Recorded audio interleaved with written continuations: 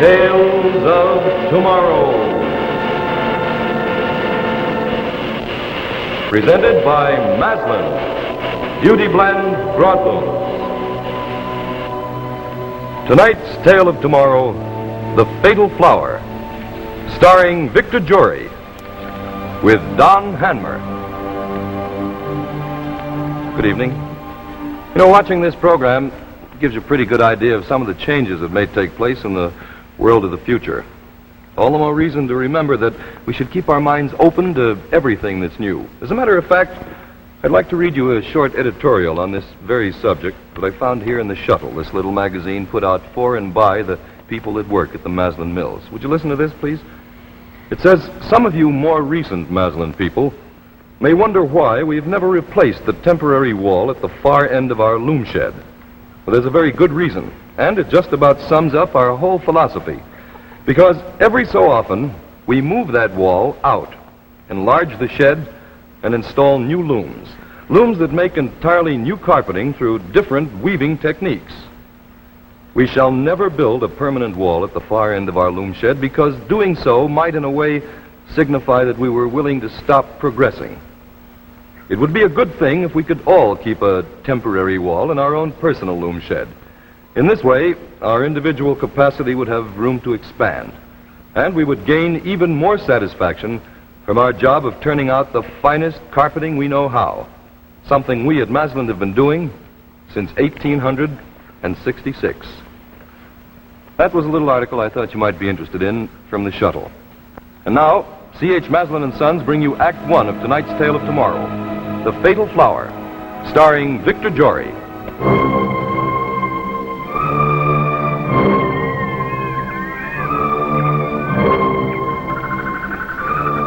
They seem to have a ravenous appetite for the common housefly.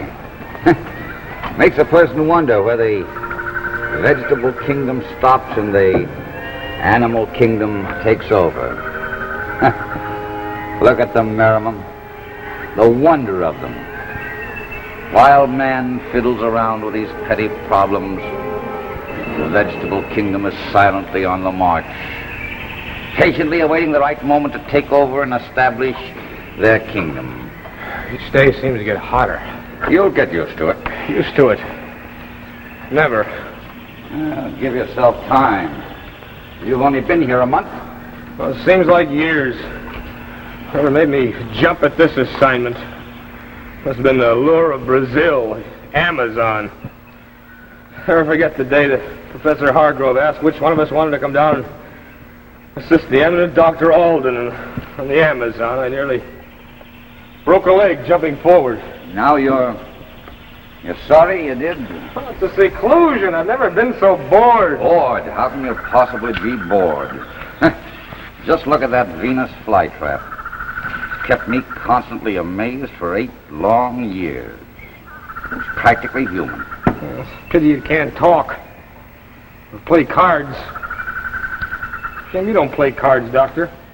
I'm devoted entirely to my work. Your work, yes, I know. Sitting up half the night with that thing.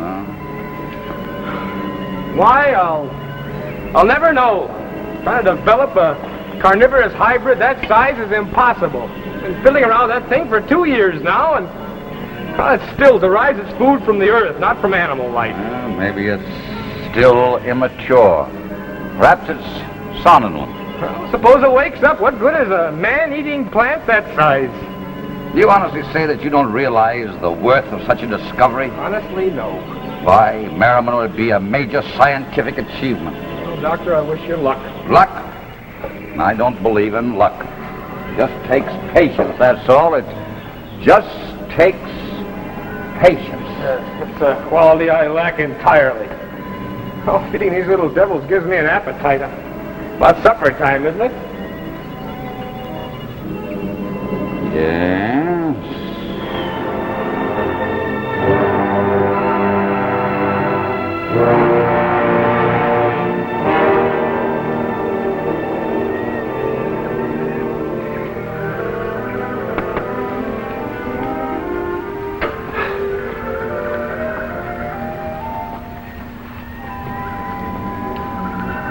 How's the old ticker behaving, Doc? Not quite as well as might be expected, but these pills keep him in line. Oh, pills. What a nuisance. Oh.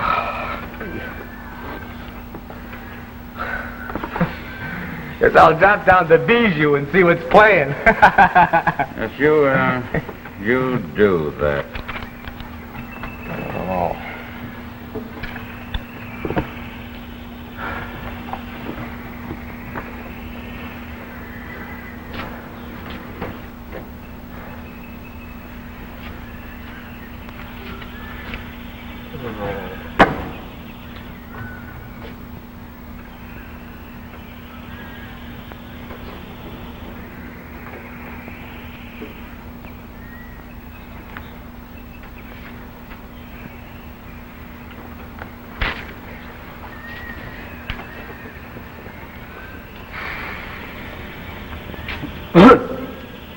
Señor Doctor, What is it?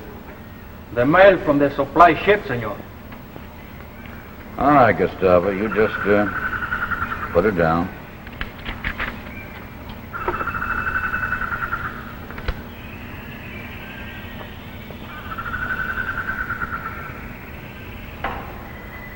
Those letters for you, Doctor?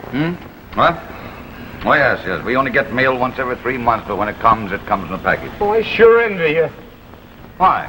If you wait till the next mail comes, you'll get plenty of letters. Maybe. Huh? It'll be months before I get any letters, and what'll I do in the meantime? Come now, you're not as bored and homesick as all that. I can't begin to tell you how bored I am, Dr. Alden. Never mind, though. I'll manage to live.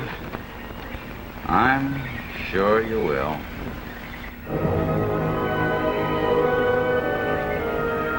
Doctor? How about selling me one of your letters? I'll give you $10 for it. What? Don't you see? This will be the same as my getting mail from the States, too. Merriman, you're perfectly welcome to all of them when I've finished. Oh, that wouldn't be the same, don't you see? It wouldn't be mine. I'd just be reading your mail.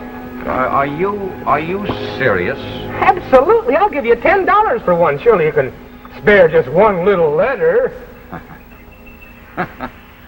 I can see you don't understand. Sorry to interrupt your reading. No, you wait a minute. Come on, come back here. Come on, Merriman. Here. Take your pick. And you don't have to worry about the $10. Oh, thanks. I'll just pick one at random. There.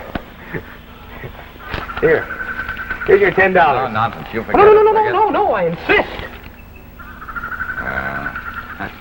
All right. All right, Merriman, and I only hope you get $10 worth of pleasure out of it. Oh, I'm sure I will, Doctor.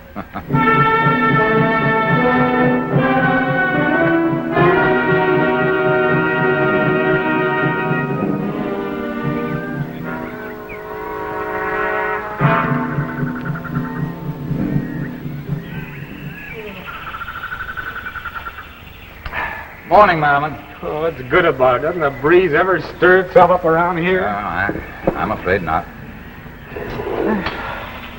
By the way, you're going to complete that summary today, aren't you? Guess so. Oh, by the way, Merriman, I read through my mail last night, and I discovered that everything I expected generally got was there. You, I hope you didn't get one of my bills. No, I didn't. I said it isn't a bill. Well, I'm glad. Who was it from, Merriman? He. Oh, can't I postpone the crypto today, Doctor? I'll fold up out there in that jungle. Yes, if you want, you can take over in the plant house. Oh, great. Thanks a million. Look, about the letter. Who was it from? Oh, I hate to say this, Doctor, but it's none of your business. How's that? I said... Yes, I heard what you said. You must be joking. Oh, I'm sorry, Doctor. I'm not joking. Oh, I paid $10 for that letter, and I'm not going to share it with anybody. Oh. Well, if you excuse me, I'll go along and feed our little friends their breakfast.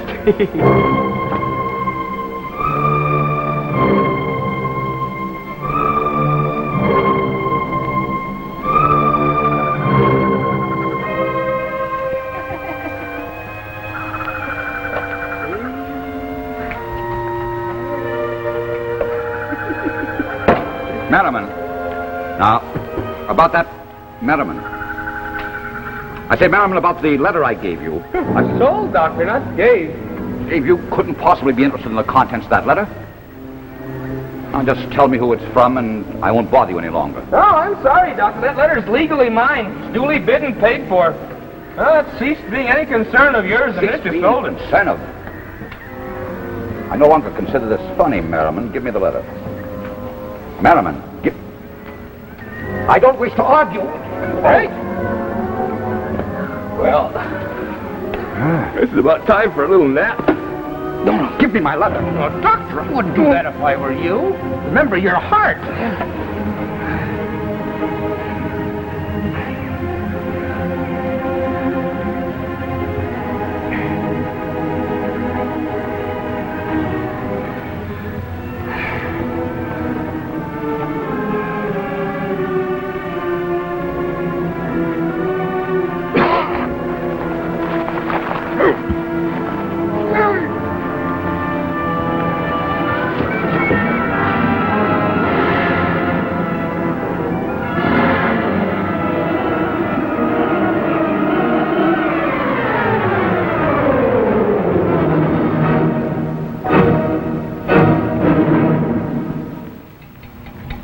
You know, this time of year, what with the holidays and the promise of the new year, our attention seems to center more than ever on the home. And of course, nothing brings to the home more cheerful warmth, more glowing beauty than quality carpeting. Now, Maslin, you know, has many lovely broadloom carpets, each one designed specifically to suit some particular taste. Now, here, for instance, is Cantata, a shining example of the famous Maslin mastery of the art of making carpets. Cantata is a Wilton weave, which means that the yarn is woven right through to the back, providing a hidden cushion of yarn under the pile. That, of course, ensures a longer life for your carpet. Now, this lovely sculptured design of Cantata adds an unusual eye appeal, further enhanced by a carefully selected color range, including light and dark green, gray, or beige, and the exciting new beaver color, a dark beige tone, each shade, of course, chosen specifically to harmonize with your individual room.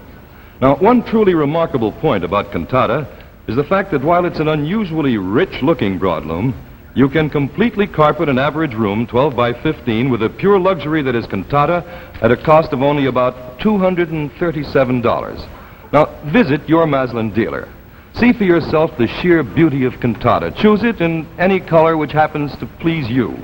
It'll guarantee for your home a cheery hearth with the compliments of C.H. Maslin & Sons, makers of fine carpets for more than 4 generations.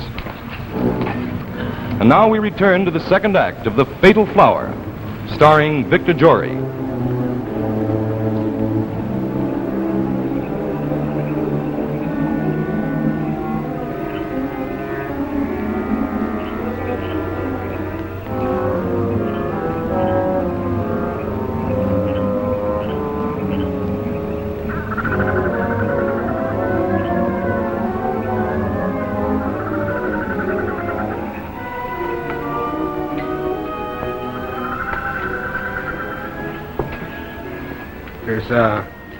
There's a lock on the plant house door, Doctor.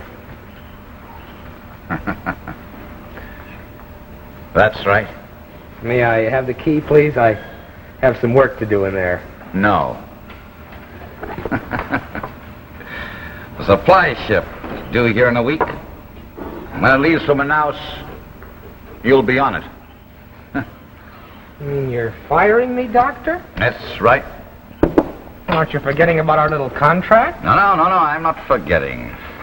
You'll be paid for a year's work in full. Won't look very good on my record, will it? No, it won't, Merriman. Matter of fact, I doubt if you'll ever get a job in this field again.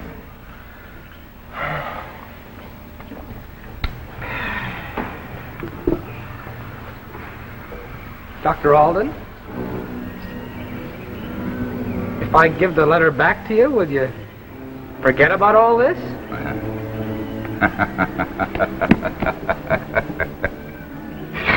No, you keep the letter. It's yours. The letter is your property, not mine.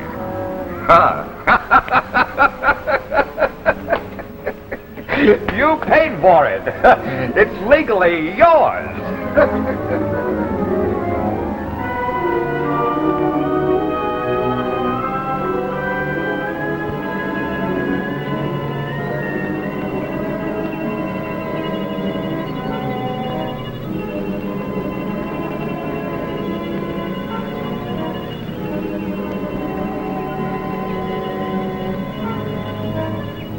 Day the 2nd. The hybrid consumed 4 wild hens and a suckling pig. The hybrid. That name will never do. I think it's time we give you a proper name. In which case it's only fitting that you be named after Emily. Beautiful, captivating, and wantonly cruel Emily.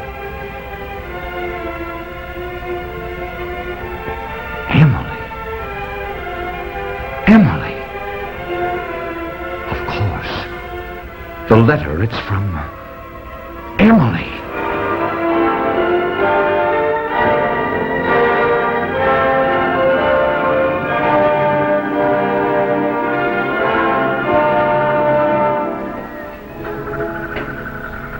Unexpected pleasure. Madam, I've been thinking. I've decided to give you another chance. Yeah? Why? Well, I feel now that the punishment was unjustly severe. You'll just return my letter? Oh, that's awfully generous of you, Doctor. Huh. Well, I'm grateful anyway. What's that? Well, I've been thinking I'm not really cut out to be a botanist. It's dull, boring work. It's clearly not for a man with my temperament. I've been thinking. The idea of going back to the States with whole year's pay in my pocket really appeals to me. I go to another line. Yes, anything you wish, only just give me my letter. Oh, that's my letter, No. Doctor. Remember what you said this morning? It's Please. legally mine. Give me my letter. Calm yourself. Listen, Madam, to what Oh, now, take it easy. Remember your heart. Now, sit down. I am a sick man. Madam, listen to me. I have a wife in America. Her name is Emily. I deeply love her. I was unjust to leave her, and I expected she would divorce me, Madam. Now, as far as I can learn to my own knowledge, after 8 long years, we're still married. I still love her, Madam. That's terrible, Doc. Tom, I beg of you, just tell me, is the letter from Emily? Please, for pity's sake, Tom. If it is from Emily, just nod your head. That's all I ask. Well, you can bank on it, Doctor. The minute I read that letter, I'll give you the sign. You haven't read it? No, haven't even opened it yet. And how can you be so sure it wasn't a bill if you haven't opened it? Well, first place, the envelope's much too small for a bill. Then the handwriting. Dainty-like. It's gentle, sort of. No, it's not a bill, I'm sure of that. Tom, When will you? When will you open it? Oh, I don't know. Maybe tomorrow. Maybe next month. Remember what you said, Doctor? It just takes patience. But, Merrill...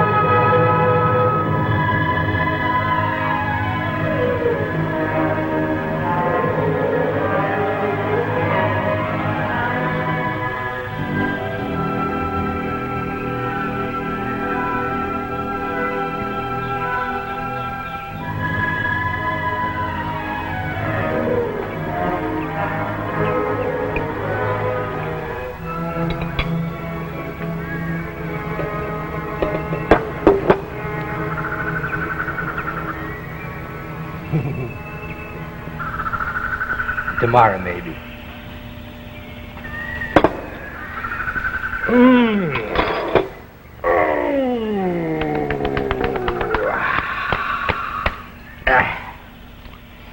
Well, off to the jungle for me. That'll be good mushroom hunting after that morning shower. Maybe I can run into some nice, juicy Amanitopsis or some chanderelles. Nothing like chanderelles fried in butter, Doctor?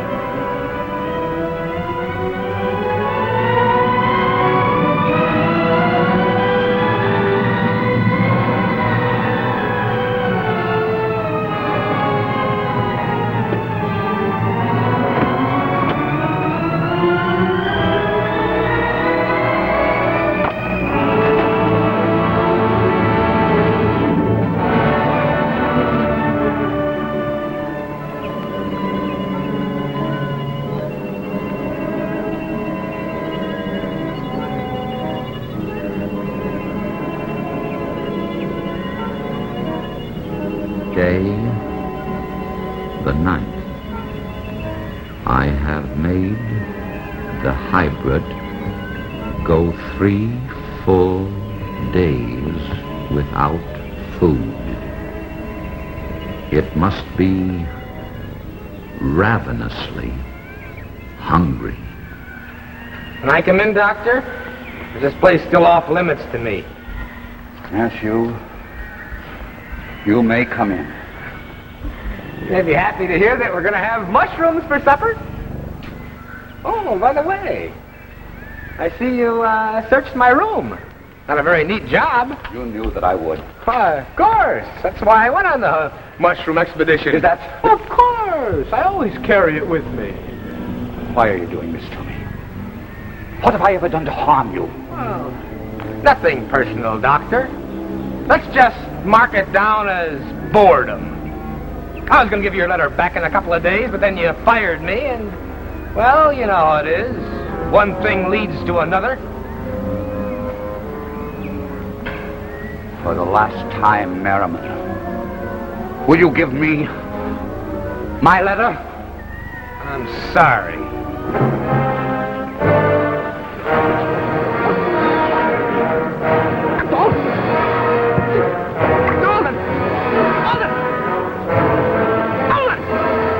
Dr. Holden! Dr. Holden!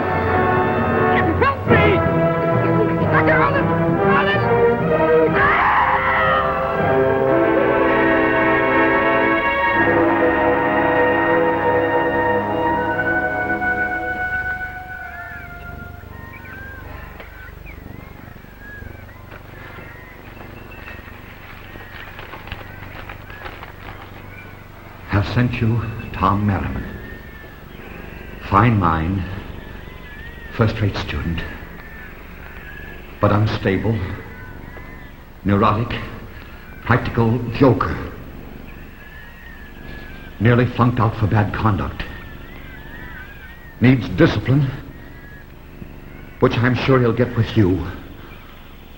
More later, Hargrove.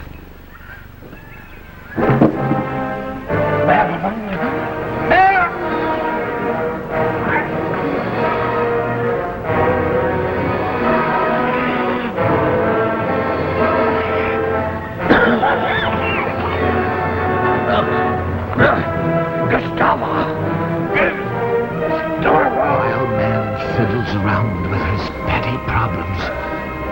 The vegetables are silently on the move, patiently awaiting the right moment to take over and establish their kingdom.